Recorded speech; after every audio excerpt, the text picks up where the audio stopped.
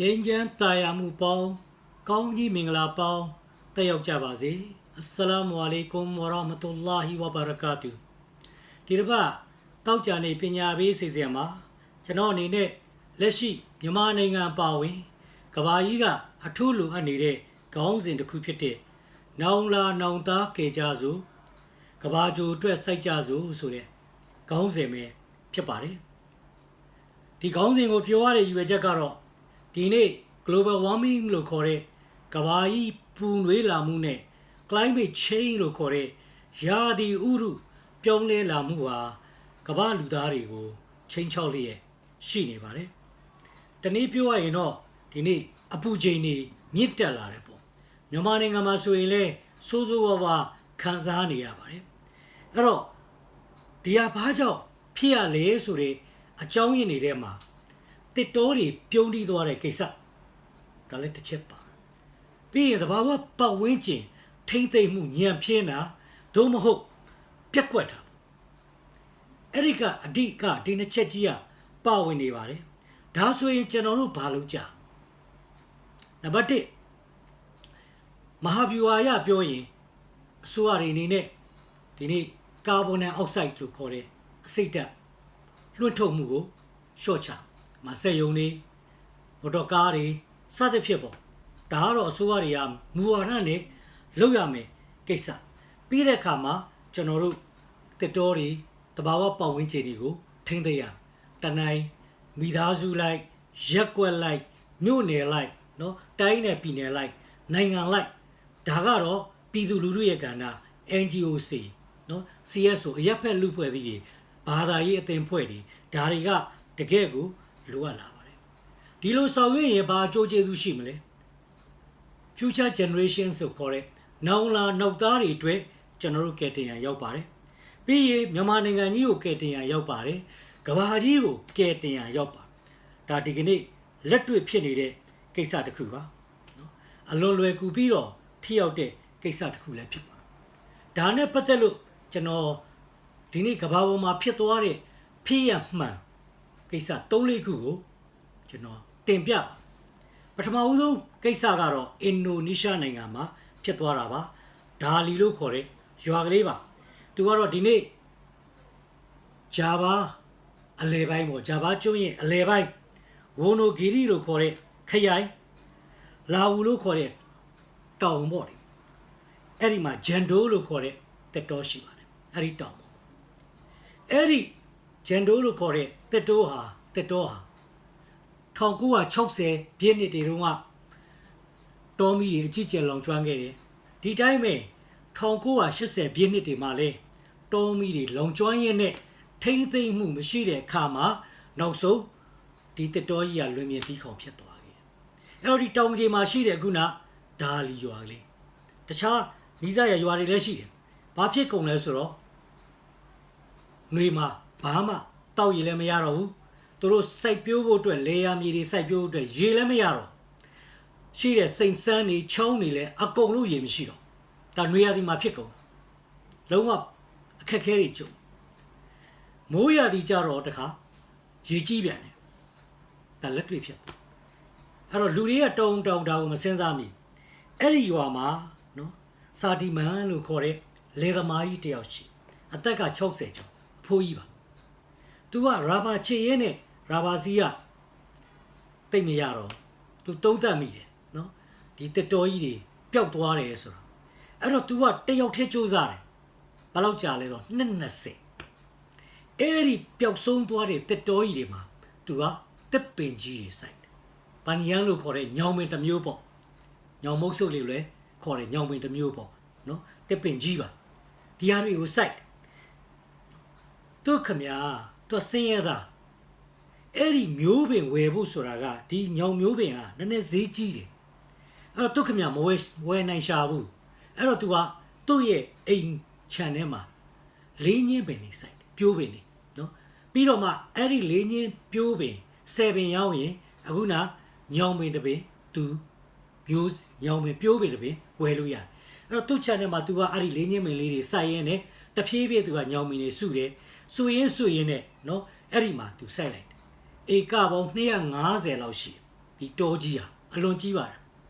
အဲ့တော့ဒီနှစ်20အတွင်းမှာသူအပင်ပေါင်း1000 စိုက်လိုက်တယ်ညောင်ပင်4000ပါဝင်ပေါ့နော်အဲ့တော့သူ့ကိုလူတွေကအယူလို့ပြောတယ်မဖြစ်နိုင်ဘူးပေါ့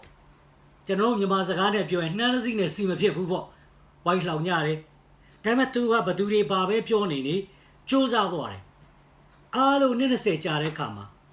တက်တော်ကြီးတွေပြန်ပြီးတော့စီကားလာတယ်တက်တော်ကြီးတွေနော်အဲ့မှာစိန်ဆန်းနေစီလာတယ်ချောင်းနေစီလာတယ်တောင်ကြီးကနေအရင်ကလိုပဲတောက်ရည်ပြန်ရလာတယ်သူတို့လေယာမြေအတွက်သုံးဖို့အတွက်ရေတွေတောင်ကြီးကနေအကုန်လုံးပိုက်တွေနဲ့ဆွဲလို့ရသွားတယ်အနှစ်20ကျူးစားမှုပါလူတယောက်တည်းပါတက်ကြီးရွယ်ကိုတယောက်တည်း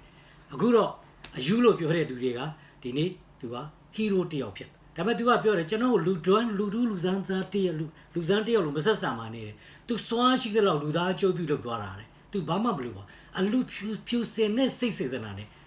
ဒီဖြစ်ရမှာကြည့်ရင်အကယ်၍တာသူ့ရွာမှာရှိတဲ့ရွာသူရွာသားတွေဟာနော်သူ့လိုပဲနည်းနည်းလောက်များအသိဉာဏ်ရှိမယ်သူ့လိုဝိုင်းကူမယ်ငွေကြေးတက်နိုင်တဲ့လူကနော်ရောင်ပင်ပြိုတွေတစ်ပင်ကြီးတွေဝယ်ပေးမယ်ဝိုင်းပြီးစိုက်မယ်ဆို2နှစ်3နှစ်နဲ့ဒီပျောက်ဆုံးသွားတဲ့တက်တော်တွေအများဆုံးကြာ9နှစ်10နှစ်ပေါ့နော်စောစောရေရနိုင်သူခမတယောက်တည်းစံပြလုပ်ပြသွားတယ်နော်ဒီနေ့ online မှာကြည့်လိုက်ပါအခုပြောတဲ့နော်စာဒီမန်ဆိုတဲ့ပုဂ္ဂိုလ်အင်ဒိုနီးရှားဒါလီရွာလေးအကြောင်းနော်ဒါကဖြစ်ရမှန်လေးတစ်ခုဒီတိုင်းပဲနောက်တစ်ယောက်ကတော့ Felix လို့ခေါ်တဲ့ဆယ်ကျော်သက်ကလေးငယ်ငယ်လေးခုနဖိုးကြီး Felix လို့ခေါ်တဲ့ဆယ်ကျော်သက်ကလေး9နှစ်သားနဲ့ကမ္ဘာကုလသမဂ္ဂအထွေထွေညီလာခံမှာမိန့်ခွန်းပြောသွား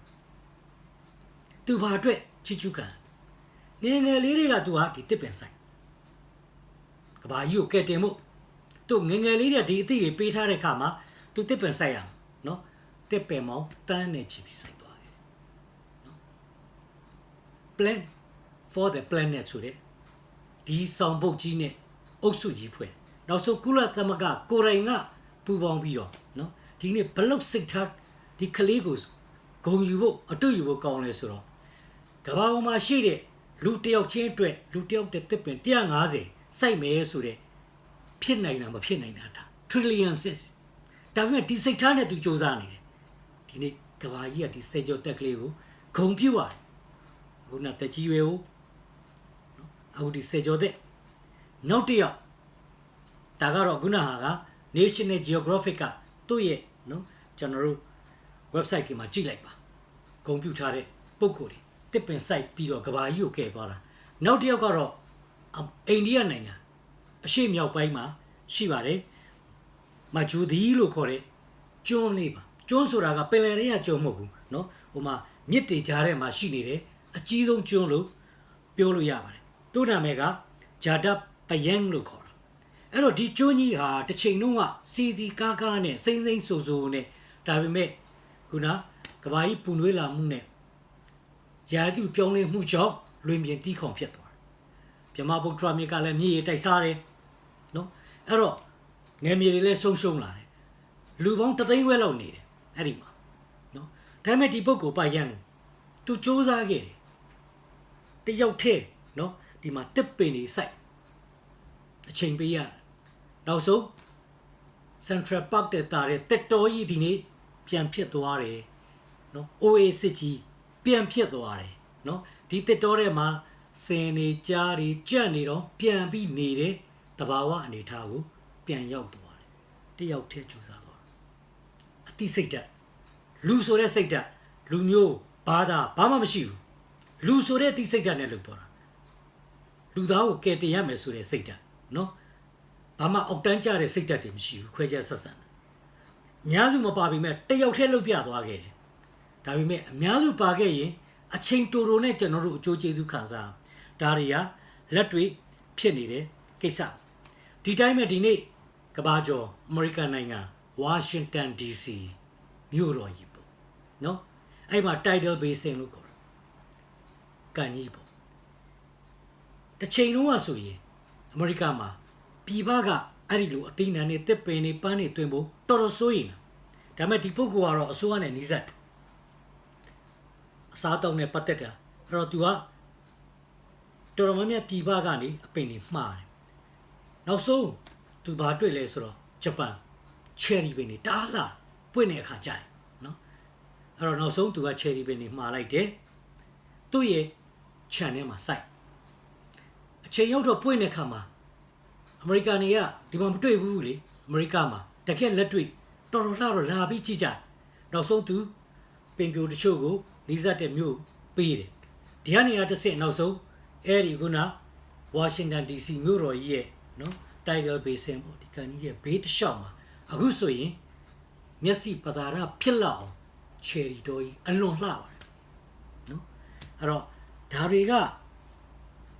ဖြစ်ရက်တွေအများကြီးကလေးကတကယ်ကြေးရွာတွေမြို့ပြတွေ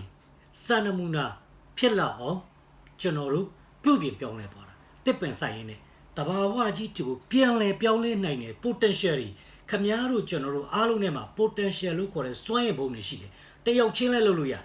မိသားစုလဲလုပ်လို့ရတယ်ရက်ကွက်လိုက်မြို့နယ်လိုက်တိုင်းနယ်ပြည်နယ်လိုက်နိုင်ငံလိုက်လုံနိုင်တဲ့ပြောင်းလဲနိုင်တဲ့စွမ်းအားတွေကျွန်တော်တို့မှာရှိဒါပေမဲ့ဒီကနေ့ကျွန်တော်တို့အခုနလိုပေါ့နော်အစွဲဟောင်းနေနဲ့လောဘဒေါသတွေမောဟတွေလူမျိုးရေးအစွဲတွေနဲ့ဒီနောက်ကိုလိုက်နေကြရင်တော့ကျွန်တော်တို့ကဘာကြီးကဲနိုင်မှာမဟုတ်ဘူးနောင်လာနောင်သားတွေစဉ်းစားကြည့်ပါကိုသားသမီးတွေကိုယ့်ရဲ့မြေးမြစ်တွေနော်အခုကျွန်တော်တို့ပူလောင်တဲ့တံဘယ်လိုခံစားရလဲအခုနှွေရသည်မှာတော့သူတို့ခေတ်ကြရင်ဘယ်လိုဖြစ်မလဲနည်းနည်းစဉ်းစားကျွန်တော်တမိုင်းတရခံမဖြစ်ပါစေနဲ့ဒီနောင်လာနောင်သားတွေကဲဖို့မြန်မာနိုင်ငံကြီးနော်အခုဆိုရင်အပူဒဏ်တားမြင့်နေပြီ2ဒီဂရီကနေ2ဒီဂရီစင်တီဂရိတ်ကနေ9ဒီဂရီစင်တီဂရိတ်ထိမြင့်တက်လာနေပြီတော်တော်များများဒီရာသီဥတုဒဏ်တဘာဝအန္တရာယ်ဒဏ်နော်ခံစားရမယ့်ထိတ်တန့်နိုင်ငံတွေထဲမှာကျွန်တော်မြန်မာနိုင်ငံပါတယ်ကျွန်တော်ကာကွယ်ကြရမယ်ကျွန်တော်မှစွမ်းအားတွေရှိတယ်ဒါအလွန်ခက်ခဲတဲ့ကိစ္စမဟုတ်ဘူးလွယ်လွယ်ကူကူလေးအိမ်ရှင်မလည်းလုပ်လို့ရတယ်မိသားစုလည်းလုပ်လို့ရတယ်သို့တော့အရေးကြီးတာကကျွန်တော်တို့နိုင်ငံတော်ကျွန်တော်တို့မဟာဗျူဟာတွေလည်းအရေးကြီးတာပေါ့တက်တော်ကြီးတွေကြတော့လူထုကတိုက်ရိုက်ဆွတ်ဖက်လို့မရဘူးနော်အဲ့တော့တက်တော်ကြီးတွေကိုပြန်လဲစိုက်ဖို့စိုက်တာတွေကိုလည်းဆက်လက်ထိမ့်သိမ့်ဖို့ဒီနေ့မတရားခိုးပြီးတော့ခုတ်နေတာတွေဒါတွေလည်းကာဝယ်ဖို့ဒါတော့နိုင်ငံတော်အစိုးရနဲ့ပြည်သူလူထုပူးပေါင်းဆောင်ရွက်မယ်ကိစ္စတစ်ဖက်ကကျွန်တော်တို့ပြည်သူလူထုဘက်ကတော့အရေးကြီးတာကတနိုင်ပါလို့ကြအခုဘုတ်တုံရသည်လားပြီဒီချိန်မှာကျွန်တော်တို့ကအပင်ဆိုင်ရင်ပို့ပြီးထိရောက်မြန်မာနိုင်ငံမှာမလုပ်ဘူးလားဆိုတော့လုပ်ပါတယ်နိုင်ငံတော်ဆိုပါကိုယ်တိုင်တက်တော်ဝန်ကြီးဌာနနဲ့ကုလသမဂ္ဂပူးပေါင်းလုပ်တာရှိတယ်ဂျပန်ဆိုရနဲ့အခုဆိုရင်တတိယအကြိမ်မြောက်နော်ချယ်ရီပင်တွေစိုက်တာတွေရှိတယ် NGOC အရက်ဖက်လူဖွဲ့စည်းတွေဘာသာရေးအသင်းဖွဲ့တွေဒီနေ့ဆောင်ရွက်နေကြကျွန်တော်လည်းပါပါတယ်နော်သက်ဆိုင်ရာဘာသာတရားခေါင်းဆောင်တွေတော်တော်များများဖုန်းကြီးတွေနဲ့နော်ကျွန်တော်တို့စိုက်ဖူးပါတယ်ဒီတိုင်းမဲ့ CSO တွေနဲ့လည်းစိုက်ဖူးပါတယ်ဟိုအထက်ပေါ်မှာပြီးမှဆိုရင်လည်းကျွန်တော်စွမ်းအားလေးအစစ်ကဥအောင်ဆိုဝင်းတို့ဟိုလွန်ခဲ့တဲ့10နှစ်လောက်ကလေးကပကံစိန်လန်းတာယာရေးတို့ဆောင်ရွက်ခဲ့ကြဟိုစကိုင်းမှာဥတော်ပိဋကကျောင်းမှာကွယ်လွန်သွားတဲ့ဆရာမကြီးလူလူတော်မရဲ့သားတွေအုပ်စုနဲ့နော်သူတို့လည်းဆောင်ရွက်နေတော်တော်များများမှာအသင်းဖွဲ့တွေကျွန်တော်တို့တွေ့ပါသို့တော့မြန်မာတနိုင်ငံလုံးနဲ့ရှင်ကြည့်လိုက်ရင်မပြောပါတော့ဒါလုံးနဲ့ကျွန်တော်တင်းတိုင်ရှည်နှက်နေလို့မရနိုင်ငံသူနိုင်ငံသားတိုင်းဟာဒါငါတို့ဆောင်ရွက်ရမယ့်အမျိုးသားရေးတာဝန်တရက်ငါတို့တွေမကဘူးငါတို့ရဲ့နောင်လာနောင်သားတွေငါတို့တိုင်းပြည်ကဘာကျိုးတစ်ခုလုံးငါတို့ကဲတင်ရမယ်ဆိုတဲ့အတိတ်တရားခေါင်းနဲ့မဝင်သမျှကာလပတ်လုံးဒါကြီးကမဖြစ်ဆိုပါလို့ဥပမာရန်ကုန်လိုနေရာမျိုးအိမ်ရှိမှာတော့ကားပါကင်ကြောင့်မကြာခဏစကားတွေများကြကားပါကင်မှာသွားဆိုင်လို့တော့မရဘူးဘာလို့ဆိုတော့လမ်းတွေကကျင်နေချဲ့လို့လည်းမရဘူးသို့တော့လွတ်နေတဲ့အိမ်ရှိနေရာလေးတွေရှိတယ်ပန်းအိုးတွေထဲမှာနော်ကျွန်တော်တို့အရေးရတဲ့အစိမ်းရောင်အရွက်ဖားဖားတွေရှိတဲ့ဥစ္စာတွေကျွန်တော်တို့အိမ်တိုင်းစိုက်မယ်ဆိုရင်ဒီနေ့ကာဗွန်ဒိုင်အောက်ဆိုက်တာထိမ့်သိမ့်လို့ရအားလုံးသိတဲ့အတိုင်းအပင်တွေကနေဆိုရင်ကာဗွန်ဒိုင်အောက်ဆိုက်ဓာတ်တွေကိုသူကယူတယ်လူတွေအတွက်အောက်ဆီဂျင်ဓာတ်တွေပြန်ထုတ်ပေးအဲ့တော့နောက်ဖေးလမ်းကြားတွေဆိုရင်ကျွန်တော်အကျယ်ကြီးတွေပါအဲ့ဒီမှာစိတ်တိုင်းကြပန်းအိုးတွေနဲ့စိုက်လို့ရပါတယ်အိမ်တိုင်းစီကစိုက်လို့ရတယ်နော်ဒါကကျွန်တော်တို့ရန်ကုန်မြို့ကြီးအခုဆိုရင် air pollution လေထုညစ်ညမ်းမှုကတော်တော်ဆိုးဆိုးဝါးဝါးဖြစ်နော်ဒီလိုပုံစံနဲ့နောက်ဖေးလမ်းကြားတွေမှာကျွန်တော်တို့ကအမျိုးသားရေးအမြင်နိုင်ငံချစ်စိတ် လူသားချစ်စိတ်တကယ်စစ်မှန်တဲ့မေတ္တာတရားပါဇက်နဲ့မေတ္တာထားတာမဟုတ်လက်တွေ့ထားတယ်ဆိုရင်ကျွန်တော်တနိုင်လို့ရဒီတိုင်းပဲ NGO တွေ CSO တွေလူငယ်တွေအထူးသဖြင့်အားကိုးပါတယ်ဒီနေ့အမိုက်လိုက်ကောက်ကြတယ်ကျေးဇူးတင်ပါတယ်အဖွဲ့အစည်းတွေဒါပေမဲ့လူငယ်တွေကြားထဲမှာတီတရားပြန့်သွားရမယ်နော်ကျွန်တော်တို့လူငယ်တွေပူးပေါင်းပြီးတော့တစ်ဖွဲ့နဲ့တစ်ဖွဲ့ချိတ်ဆက်ပြီးတော့မဟာဗျူဟာတွေချဖို့လိုတယ်အထူးသဖြင့်ဒါကိုစိတ်ဝင်စားတဲ့နော်တကယ်နိုင်ငံတော်အစိုးရဘိုင်းကဒါနဲ့ပတ်သက်တဲ့အဖွဲ့အစည်းတွေကဖြစ်စေကျွမ်းကျင်တဲ့ CSO တွေ NGO တွေဖြစ်စေနော်လူငယ်တွေကိုစုစည်းပြီးတော့နော်တနိုင်ငံလုံးလှုပ်ရှားမှုအဖြစ်ဒါကိုအသွင်ပြောင်းလုပ်ဖို့လိုပါတယ်အခုကတော့အားလုံးကကိုဗစ်ဖြစ်ဒါပေမဲ့တန်းစီနေတယ်ကျွန်တော်ရင်ဆိုင်ရမှာတွေကကိုဗစ်တစ်ခုတည်းနဲ့ကျွန်တော်ပြီးမသွားဘူးကိုဗစ်မပြီးခင်ကိုနောက်ထပ်တွေလာဖို့ရှိတယ်နော်အဲ့ဒါတွေကိုကျွန်တော်တို့ဆောင်ရွက်ကြဖို့အထူးလိုအပ်ပါတယ်နောက်တစ်ခုကအစ္စတန်ဘာသာဝင်တွေကိုကျွန်တော်ဒီနေရာမှာပြောကြားချင်တာဒါကျွန်တော်တို့တစ်ပင်စိုက်ချင်းဆိုတာကျွန်တော်တို့မွတ်စလင်တွေအတွက်ကျမ်းတော်မြတ်ကုရ်အာန်နဲ့တမန်တော်မြတ်ကတွင်တင်ထားတဲ့တာဝန်တရားဖြစ်ပါတယ်ဆောင်ရွက်ဘာကြောင့်ကုရ်အာန်ကျမ်းတော်မြတ်ထဲမှာတစ်ပင်ကိုရှဂျာလို့ခေါ်တယ်ပင်စီပါတဲ့အပင်ကိုရှဂျာနဂျမ်ဆိုတာကပင်စီမပါတဲ့အပင်ကြီးကျဲတွေကိုခေါ်ကုရ်အာန်ထဲမှာဒီရှဂျာနဲ့ပတ်သက်လို့7ချိန်လောက်ဖော်ပြတယ်အပင်နဲ့ပတ်သက်တဲ့အမှအပွင့်လေးအရွက်တွေအသီးတွေနော်ဂိုင်းတွေဒါတွေနဲ့ပတ်သက်လို့အများကြီး vegetable kingdom လို့ခေါ်တဲ့တစ်ပင်ပါမလောကအကြောင်းကိုတခန်းတနာပြထားတယ်ကျမ်းတော်မြတ်ကုရ်အာန်တမန်တော်မြတ်ရဲ့ဟဒီသ်ဝါဒတွေမှာဘာအတွက်လဲအတိတ်ကအချက်လက်တွေအများကြီးနှစ်ချက်ပဲပြောပါဒီတစ်ပင်ပါမလောကသည်အနိုင်မဲ့ကိုယ်ကရမြလာရှိကြောင်းသက်သေလက္ခဏာတွေဖြစ်ကျွန်တော်လေးစားထိမ့်သိရမယ်သက်သေလက္ခဏာဖြစ်တယ်ဒုတိယချက်ကအလောင်းရှင်မြတ်ကကျွန်တော်တို့ပေးထားတယ်နေမတ်ကျေးဇူးတော်တွေဖြစ်စားပင်တောက်ပင်တွေရှိတယ်အရေးရတဲ့အပင်တွေရှိတယ်အလှမျက်စိပသာရဖြစ်စေတဲ့နော်အပင်တွေရှိအလှရဲ့ကျေးဇူးတော်ကိုကျွန်တော်တတ်တာဖို့အတွက်တစ်ချက်ကပါလေအလှရှိကြောင်းသက်သေလက္ခဏာအာရနောက်တစ်ချက်ကနေမတ်အလှရဲ့ကျေးဇူးတော်မွတ်စလင်တွေကဒါကိုတန်ဖိုးထားရမယ်ထိမ့်သိမ်းရမယ်တမန်တော်မြတ်မုဟမ္မဒ်မုစတာဖာဆလ္လာလာဟ်အလိုင်းတင်ထားမဘူခါရီဟဒီသ်မှာအသင်ဟာတင်တို့ဟာတစ်ပေတစ်ပင်ဆိုင်မယ်ဒိုရီမို့မျိုးစေ့တစ်ခုချမျိုးစေ့တစ်ခုချအဲ့တော့ဒီလိုချမယ်ဆိုရင်အဲ့ဒီကနေပြီးရင်ပြိုးထောက်မယ်ဆိုရင်အသီးပွင့်နေပွင့်လာမယ်ငှက်တကောင်ဖြစ်စေတရိษံဖြစ်စေလူဖြစ်စေဒါကိုသုံးဆွဲနေသမျှကာလပတ်လုံးဆွတ်တကကြရီယာထာဝရကုသိုလ်တစ်သက်လုံးရတချို့ကိစ္စတစ်ခါလို့ရင်တစ်ခါပဲရတယ်အကျိုးကျေးဇူးဟာဒီလိုတစ်ပင်ဆိုင်ခြင်းဟာထိမ့်သိမ့်ခြင်းဟာလူသားတည်သွားမယ်ကိုတည်သွားမယ်အဲ့ဒီတစ်ပင်ရှိနေသမျှကာလပတ်လုံးတရဝါရီလူသားတွေအတုံးချနေသမျှကာလပတ်လုံးထာဝရကုသိုလ်ဆွတ်တကကြရီယာလို့ခေါ်အလွန်ရေးကြည့်ပါနော်ဒီလိုပြောထားတာ ਨੇ ပတ်သက်လို့နော်ဒီအပြင်မအာရပုံမြင်လေးတစ်ခုရှိပါတယ်ကျွန်တော်တို့3တန်းနဲ့ထင်တယ်ကျွန်တော်ထင်တာမြန်မာစာမှာသင်ရဘူးတဲ့အာရပုံမြင်လေးပါဒါကိုမြန်မာမှုပြုထားတာပါ